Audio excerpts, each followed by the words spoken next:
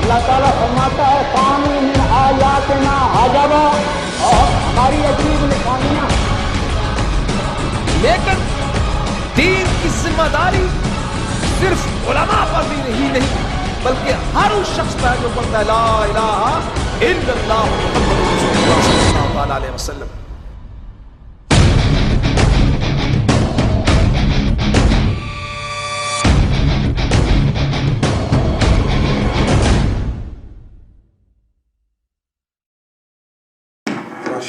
That was very beautifully recited and very beautifully said indeed by Maulana Zainul Abidin, who is one of the fruits of the fruit that Qari Abdul Majid Sahib was talking about before.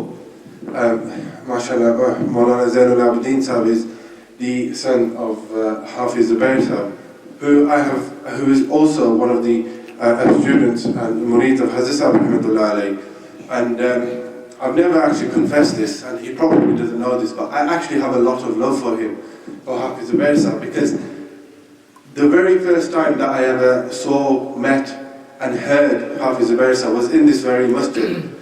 And Hafiz Zubair Sahib did Tilawat al-Quran Pak, and when he recited, I swear to God, wallahi, he reminded me of Hazrat Sahib Rahmatullah Alayhi. The way Hazrat Sahib Rahmatullah Alayhi used to recite, Hafiz Zubair, alhamdulillah, recited in that very same manner, and since that day until now, I have nothing but love for him. Allahu Akbar, Allahu Akbar. Ashhadu an la ilaha illallah.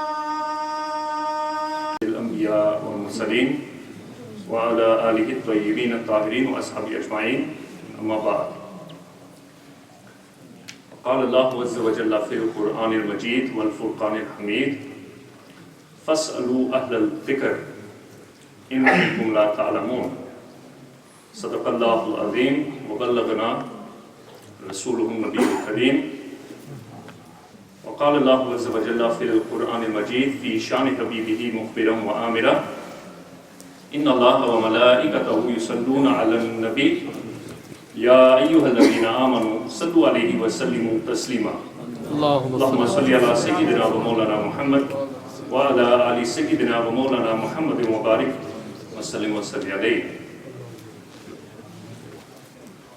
حضرت علامہ پیر طریقت زین العطاب صاحب صدیقی, دیگر علماء, حافظ زبیر صاحب, honorable audience, assalamu alaikum wa rahmatullah.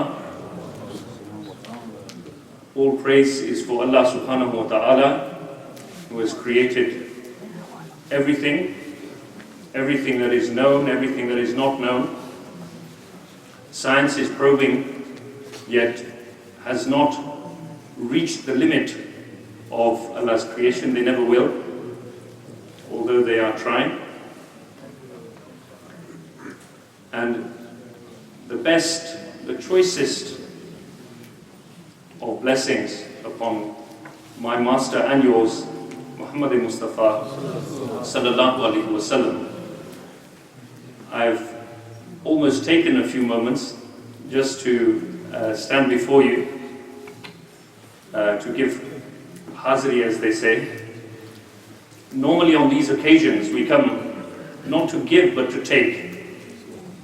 You don't attend an urs of such a hasti as Hazrat Munazir Azam Rahmatullah Ta'ala alayh and Hazrat Muhammad Abdul Wahab Siddiqui Rahmatullah Ta'ala alayh to give.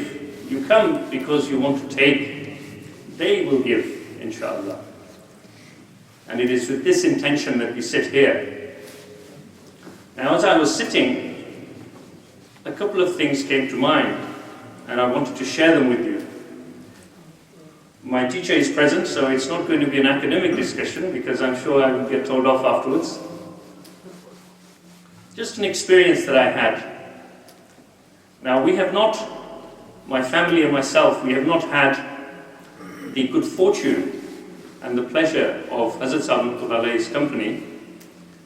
We by chance met with Qibla Zainul Uqtab Sahib and the family accidentally, but this was shortly after the demise of Hazrat Maulana Abdul Wahab Siddiqui Rahmatullah Ta'ala alayhi. And since then we have, alhamdulillah, we have shared some time. But the closest that I got to Qurbat with Hazrat Sahib Rahmatullah alayhi was on the occasion where they were being moved. They were resting at Jamia Islamia just across the road. Is it that way or that way? I'm not sure. My geography is not very good. So they were being moved from Jamia Islamia to Hijaz University. And that was their, their choice. But obviously the logistics meant they first had to rest at Jamia Islamia. There were many people present on that night. It was a very momentous occasion. And some will know that the khwaish of Hazrat Sahib Rahmatullah alayhi was to be buried in a box that was tall enough to allow them to stand. So that when Rasulullah sallallahu alaihi wasallam were present, they could stand up to receive them. Subhanallah. This is the soch. We think of things related mainly to dunya, but how many of us think about our akhirah? So their box had to be moved, and the queue was quite long. There wasn't many, there were only the khas people present at the actual opening of the Mazar Mubarak. It was a box encased in bricks, and there were only a few khas people present. And the queue went from the room they were resting in, all the way down the corridor, round the corner and back into the courtyard, and out of the door. And without going into too much detail, because obviously time is of the essence, we were standing, we were very tired, because it had been a very long day. It was night time, and all of a sudden we heard Nare Takbir, Nare Risalat, lots of naras. And it was as if an ocean of scent just washed over all of us. And when you travel, you go to here, there and everywhere, and you smell atar. You smell scent, and there's some which is very beautiful scent, but there is no smell that I have smelled like that smell on that night. Subhanallah. Subhanallah. And it was just as if it just washed over all of us. And it was such a powerful smell, such a beautiful smell, that if anyone present had any doubt that the man resting there was a wali of Allah, his doubt would have been eradicated. There are two more occasions where I smelled that smell. The second occasion was the next day.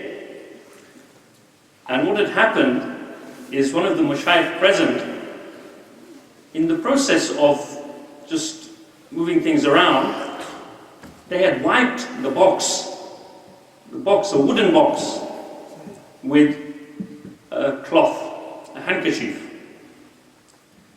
And after giving Hazri at the Mazar Sharif, we were walking away from there, and this cloth appeared. It was taken out of the pocket, and it was being passed around. And I thought, this is very ajib. What is going on? Surely everyone can't have a cold. They're sniffing this cloth. But when it came to me, I smelt this cloth, and it smelt of the same smell that I smelled the night before. Subhanallah. And it was still as powerful. And then A few hours later, we were passing, a couple of companions, we were passing a room, and in the room was one of those sitting who we knew they had been in that room when they were moving Hazrat Sahib to the left. I can't recall exactly who it was. But we went in, we said, you're just sitting here alone, so I'm just tired, it's a very long night. And then they began to pull something out of their pocket. And what they pulled out of their pocket was a topi. I thought, this is strange, what's going on here? When they opened the topi, inside the topi was a grain of sand. Or just a grain of soil or sand. And they said, smell this. And when we smelt it, what did we smell? The same smell that we smelled the night before. Subhanallah. From the grain of sand. Now, Hazrat Sahib, it would be better to corroborate actually what was kept inside. These days you can go to Home Bargains, a very good place to buy cheap toiletries. I'm not a rep, but if you want to save a bit of money, well, you can get air fresheners that automatically set off and they give a smell. So there's a lot of mechanical ways of creating scent, but these will run out, these will waste. But I cannot imagine that anything was put inside the blessed box that would, for so many years, maintain such a smell. The only thing that we can say is that this is the attribute of those who are close to Allah and His Rasul sallallahu alaihi wasallam. Now the verse of the Quran, just very briefly, that I presented and had the honor of reciting in my khutbah, فَاسْأَلُوا أَهْلَ الذِّكْرِ إِن كُنتُمْ لَا تَعْلَمُونَ. In this day and age, the primary source of knowledge, is Google. In fact, a lot of people have dubbed this Sheikh Google. Because you want to find out something, go to Google. I'll Google it. And this is very, very common. But Allah subhanahu wa ta'ala in the Holy Quran is instructing us, فَاسْأَلُوا أَهْلَ الذِّكْرِ, go to the people of dhikr, إِن كُنْتُمْ لَا تَعْلَمُونَ, in the event that you do not know. So if you do not know about something, you should go to the people of dhikr.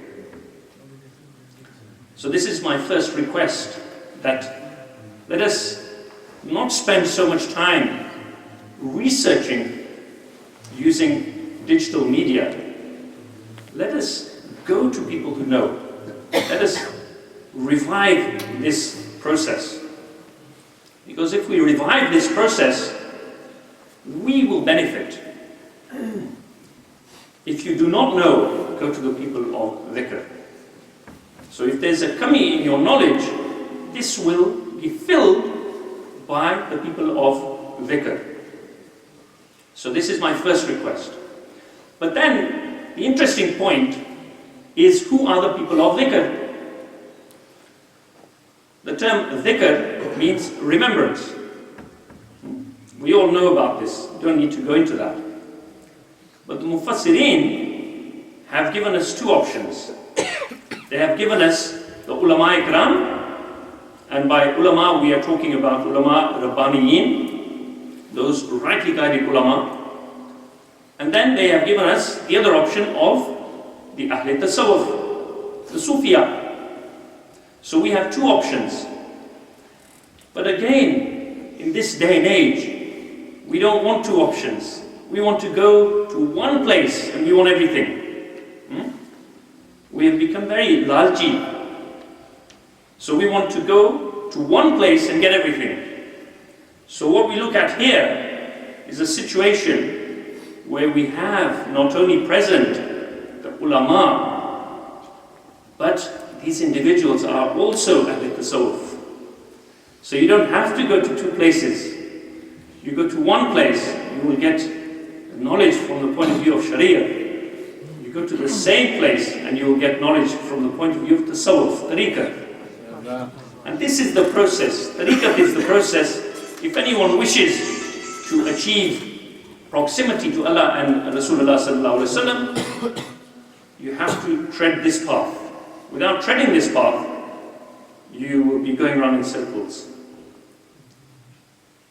So let us revive this process of going to those who know.